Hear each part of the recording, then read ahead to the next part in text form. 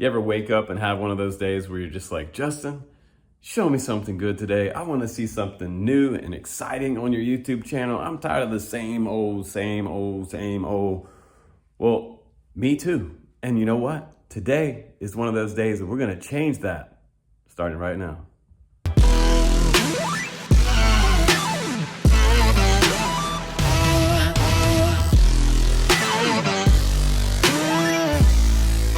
All right, guys, here we go. I have something great to tell you today.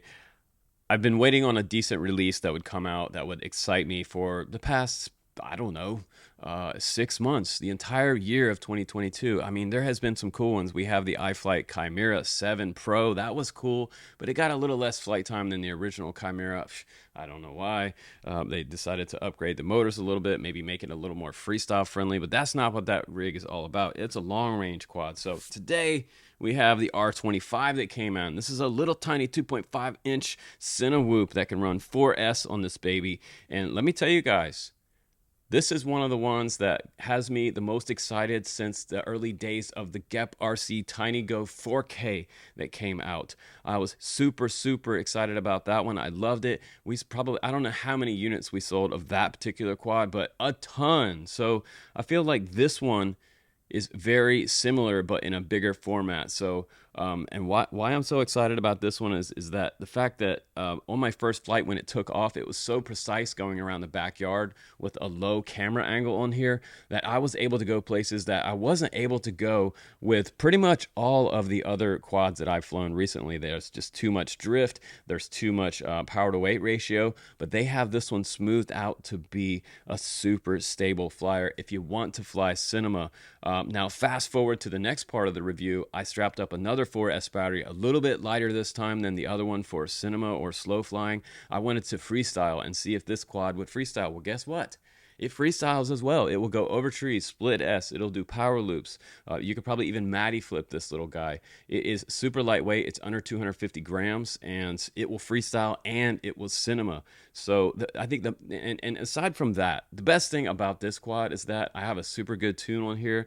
I will show you my PID tune in the description down below. You can download my CLI dump, apply it to your quad for your R25, and it's going to fly smooth as glass. So I got super excited in the backyard because I was like, wow, this is a backyard flyer with ELRS. You can get the Commando 8, but that I immediately, once I flew 2 packs, I wanted to get out in my car and drive down the street and go somewhere where I could fly this down the river or get some long to medium range shots with this drone. And I'm not even going to put an action camera on this one today for you. I'm going to take this one out bare bones, and we're going to do a little bit of distance flying in a heavy wind situation. I'm going to fly it up high for you as always to show you that little bit of jello that's in the camera. That's where you can really see jello in a camera. And again, no stabilized video today, just pure straight HD DVR in this video so that you can really see what this PID tune is doing on this quad. And I have to say, I love the high end of the throttle.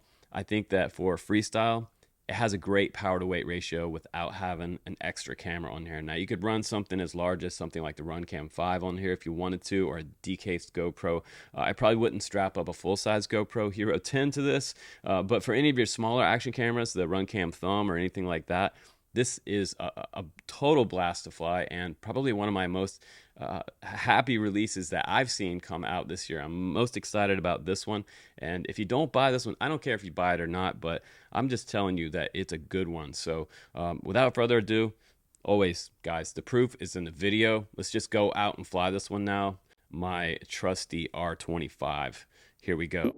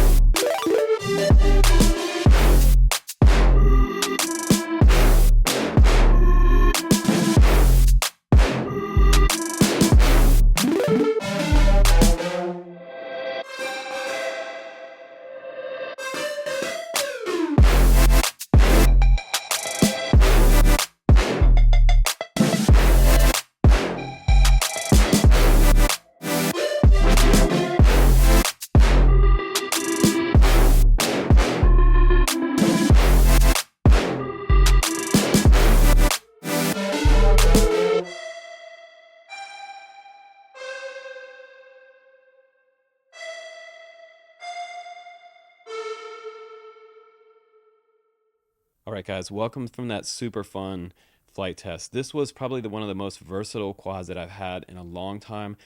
The tune on here out of the box was great. I also added an extra freestyle tune on there. If you want to download my CLI dump, you can do that in the video description. I'm going to give that back out to the community for you.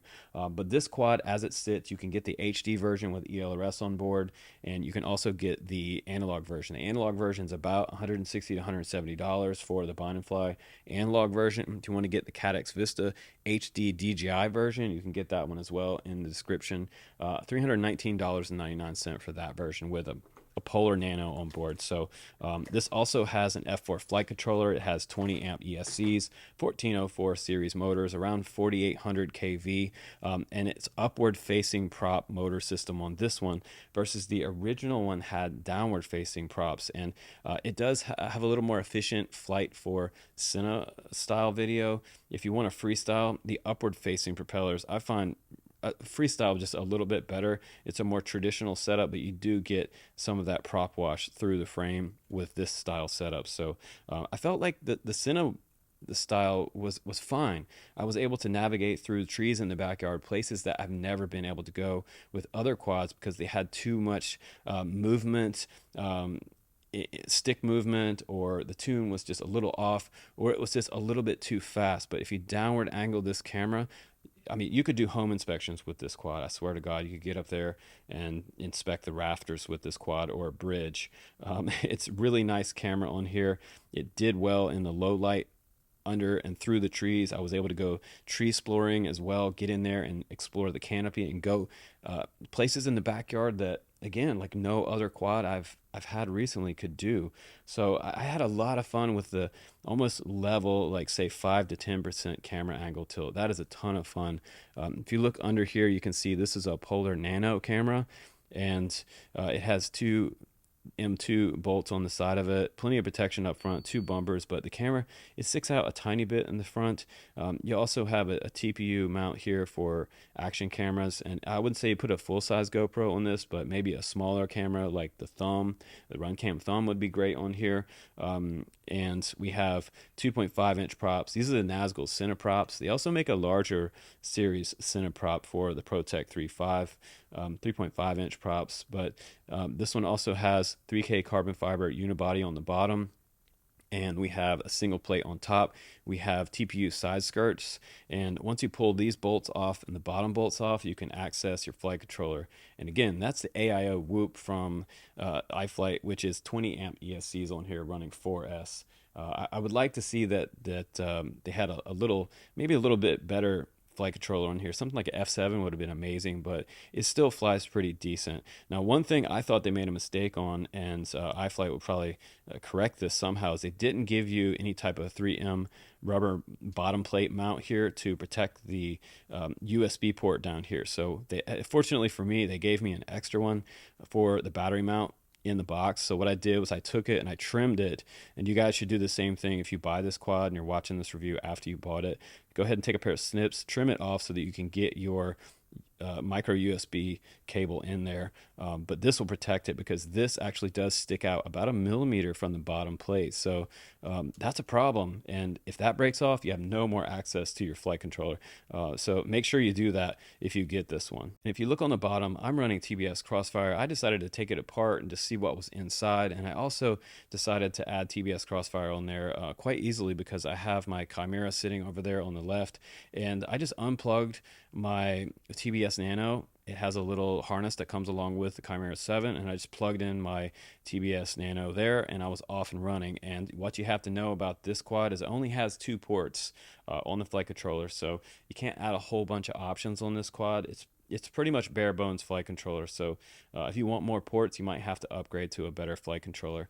But I was able to just plug that in, and it's on UART number 2. So CRSF on UART number 2, and I was off and running in beta flight. The sticks were working, and I was able to just swap that out super easy. You can also run their receiver as well. This is the Protek receiver that comes along with it, the ELRS 2.4 gig, and you have to run that with the Commando 8. But I did a review on this one yesterday if you want to go check that out. Now, also in the box, you do get some stickers, which is cool. It has some Protek Cinewhoop stickers in there, Nazgul F5, Mach R5, which was one of my favorite 5-inch freestyle quads that they released, Taurus X8, which is cool. It has the Alpha Tiny Whoop, the Chimera long range sticker on there, and some iFlight logo stickers. That's kind of cool. iFlight ELRS manual for QR code for scanning to go out and be able to change your ELRS firmware. You're going to need to use ELRS configurator for that, for updating your receivers and your module on your Commando 8. If you want to do any changes to that, you can download the latest version and make changes to ELRS. These are the Nazgul Cine 2.5 props. You get an extra set of those, which, I mean, honestly, I was thinking yesterday, I probably wouldn't even need an extra set of props because of the prop guards on board. You have to do something really drastic to break or bend one of these props. They're super beastie. You also get some information on the Cadex Vista in here. That's a standard DJI manual. And you get some M3 and M2 hardware in the box as well. So 2 packs of that. It looks like 6 bolts in this one and 4 bolts in this one. And these are actually both M2s right here. So I know I had some M3 hardware in there somewhere. And then here's more M2, and these are different lengths: 7mm, 5mm, and 8mm. And those are different frame bolts for this quad. And here's the M3 bolt that I knew I had in there. And this is the mount for the front camera, so you can put any type of DCase GoPro or Runcam thumb on there. And you also get an extra strap in here. Looks like it's about the same length. Sometimes the companies will give you like a shorter strap and a longer strap to accommodate different battery sizes.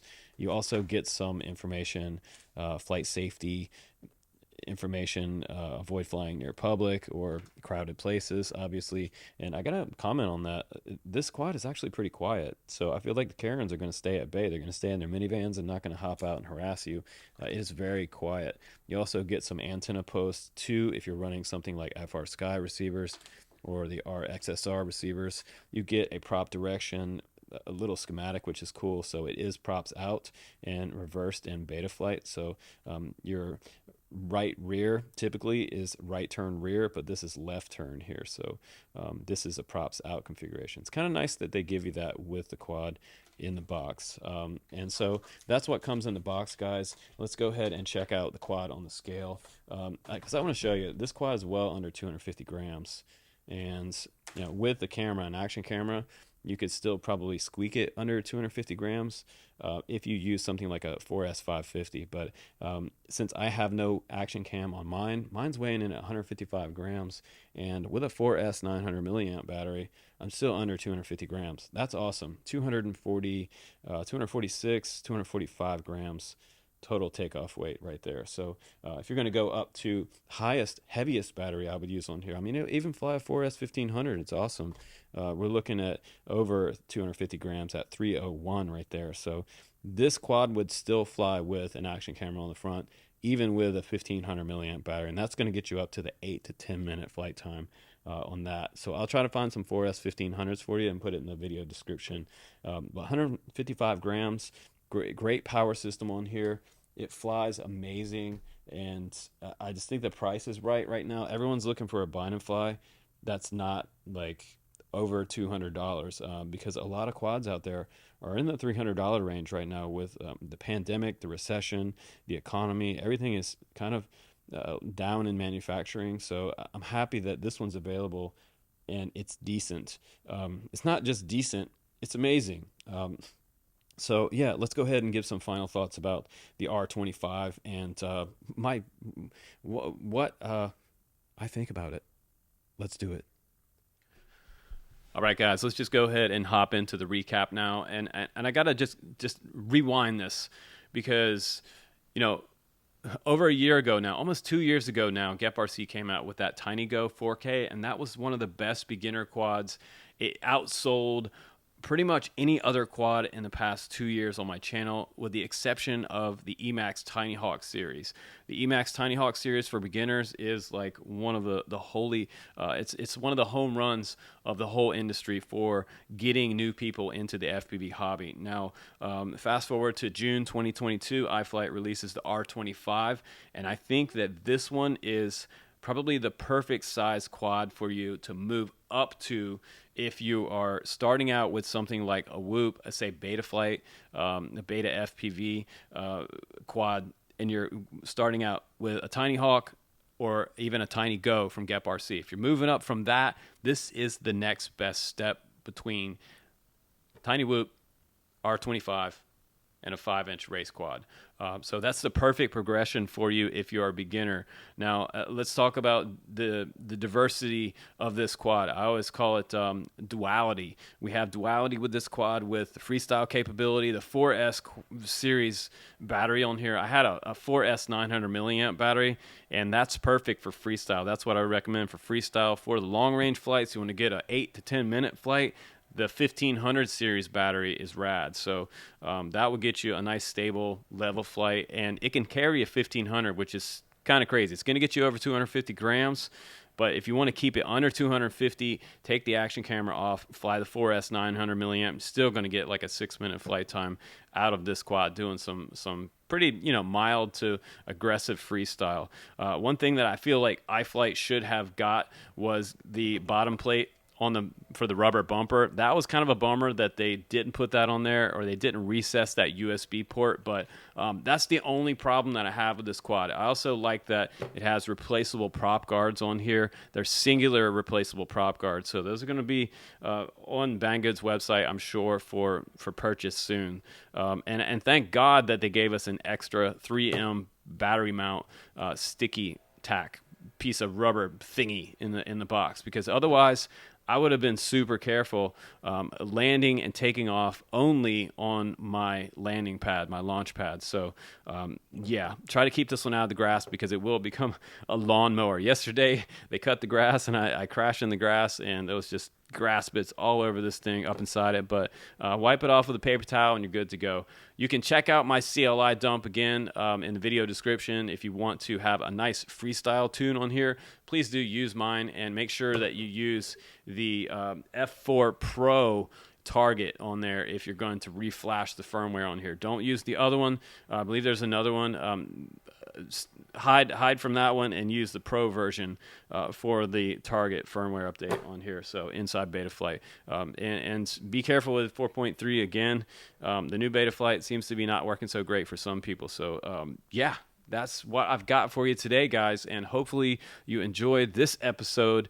As always, on the Drone Camps channel, please do click subscribe, guys, and mash that bell for the notification when new videos come out. Got new RC gear coming into the channel all the time, and I have an honest opinion on this stuff, and you can tell when I'm super excited about something and they release something that's worth your time. So I appreciate all you guys being on the channel and subscribing and checking out what's new. As always, I'm Justin Davis, guys. Take care. I'll see you on the next one.